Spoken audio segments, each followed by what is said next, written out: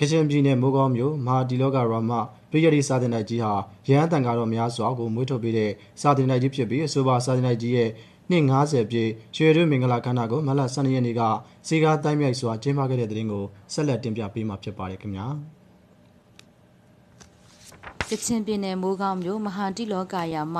ပရိယတ်တိစာသင်တိုက်ကြီးဟာစာသင်သားယဟန်တန်ဃာတော်များစွာကိုမွေးထုတ်ပေးနိုင်ခဲ့တာပဲဖြစ်ပါတယ်။မဟာတိလောကယာမပရိယတ်တိစာသင်တိုက်ရဲ့နှစ်90ပြည့်ရွှေရတုပွဲတော်ကိုမလ12ရက်နေ့မှာ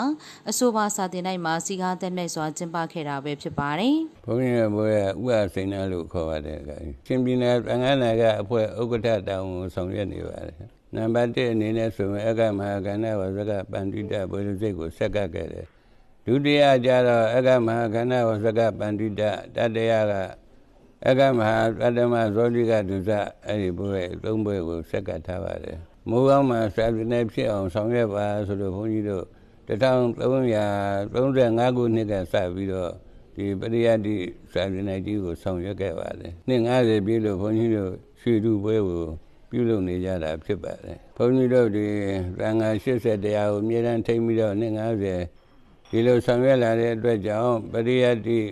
သာသနာဟိတတရဂုဏဝိပရိဋ္ဌဘွဲကိုလည်းဒီအသင်းကြီးကစက္ကလူတန်းခဲ့ပါတယ်ကျမ်းပေါင်း9ကျမ်းလောက်ပြုစုရတယ်နှစ်ပေါင်းများစွာကြာအောင်ဆောင်ရွက်နိုင်ဖို့ရစိတ်ဓာတ်တွေကိန်းအောင်နိုင်ပါစေဆိုတဲ့ရည်ရွယ်ချက်နဲ့ဘုန်းကြီးကဆောင်ရွက်ခြင်းဖြစ်ပါတယ်တခါကြီးပွဲကြီးတို့စီကားကြီးကျယ်အောင်မြင်ပြည့်မြောက်အောင်ဝိုင်းဝန်းဆောင်ရွက်ကြတဲ့အတွက်ကြောင့်ဘုန်းကြီးတို့တရားဓမ္မများကိုလည်းဘုန်းကြီးကအထူးကျေးဇူးတင်ရှိပါတယ်နှစ်ပေါင်း90အတွင်းစာသင်တိုက်ကြီးကနေငယ်လကြီးဓမ္မစရိယနဲ့အခြားပါရဂူဘွဲ့ရဆရာတော်တန်ဃာတော်4000ကျော်ကိုမွေးထုတ်ပေးနိုင်ခဲ့တာပဲဖြစ်ပါတယ်ကျွန်တော်တို့ဒီမှာရှိတဲ့အခမ်းအနားပြင်ဆင်ခြင်းလုပ်ငန်းတွေရေတရားစင်ပြီးတွေ့တန်းခြင်းလုပ်ငန်းတွေအဲ့ဒါတွေကိုလည်းကျွန်တော်တို့ဝိုင်းဝန်းပြီးတော့မှပူးပေါင်းပြီးတော့မှဆောင်ရွက်ပေးပါတယ်ကျွန်တော်တို့ဌာနဆိုင်ရာအားလုံးအနေနဲ့ဒီကြွရောက်လာတဲ့ပြည်တန်ဃာတွေကိုလှူဒါန်းမှုအတွက်ကျွန်တော်တို့ရန်မုံငွေ45သိန်းကျပ်ကိုကျွန်တော်တို့ထည့်ဝင်ပြီးတော့မှလှူဒါန်းပေးခဲ့တာဖြစ်ပါတယ်ခင်ဗျဒီစာတင်တိုက်ကြီးရာဆိုရင်မိုးကောင်းမှာပရိယတ်တိသာသနာကိုအဓိကထားပြီးတော့မှသင်ကြားဖြန့်ဝေပေးနေတဲ့စာတင်တိုက်ကြီးဖြစ်ပါတယ်ဒီစာတင်တိုက်ကြီးမှာဆိုလို့ရှိရင်တစ်နှစ်ကိုတန်ဃာပေါင်း80နဲ့100ကြားမှာနှစ်စဉ်မွေးထုတ်ပေးတာဖြစ်တဲ့နှစ်ပေါင်း90အတွင်းမှာတန်ဃာပေါင်း4000ကျော်ကိုဝှထုတ်ပေးခဲ့ပြီးဖြစ်ပါတယ်ဒီစာတင်တိုက်ကြီးကနေပြီးတော့မှငယ်လက်ကြီးဓမ္မစရိယနဲ့တကွအခြားသောပါရဂူပွဲများမှာရရှိခဲ့တဲ့ဆရာတော်တွေအများကြီးပေါ်ထွန်းခဲ့ပြီးဖြစ်ပါတယ်ဝင်းကောင်းမြို့နယ်မှာဆိုလို့ရှိရင်လူကြီးရဆိုလို့ရှိရင်တသိန်းခွဲလောက်ရှိပါတယ်တသိန်းခွဲမှာကျွန်တော်တို့ဒီဗုဒ္ဓဘာသာကိုးကွယ်တဲ့လူကြီးရဆိုလို့ရှိရင်တသိန်းပတ်ဝန်းကျင်ရှိတာကိုတွေ့ရှိရပါတယ်ဝဲကြီးမှာပါဝင်ပြီးတော့မှဆောင်ရွက်ခွင့်ရတဲ့အတွက်လည်းကျွန်တော်အင်မတန်မှဝမ်းမြောက်ပါတယ်ဆရာတော်ကြီးဟိုရှေးရင်ကနေနှစ်ပေါင်း90လောက်ကနေဒီမှာတန်ပြီးမှတည်ထောင်ခဲ့ပါတယ်ခင်ဗျမန္တပေါင်း19ဖွဲ့လောက်ရှိပါတယ်ခင်ဗျ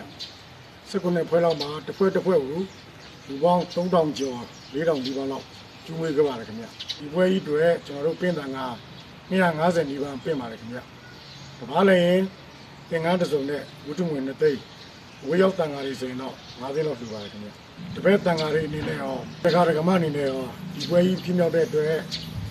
တိုင်းတဲ့မဆုံးဝတ္တပီတိဖြစ်ရပါတယ်ခင်ဗျစာသင်တိုက်ကြီးရဲ့နှစ်90ပြည့်ရွှေရတုပွဲတော်ကိုဆရာတော်ကြီးနဲ့အတူတပြည့်တကားဒကမများစုပေါင်းက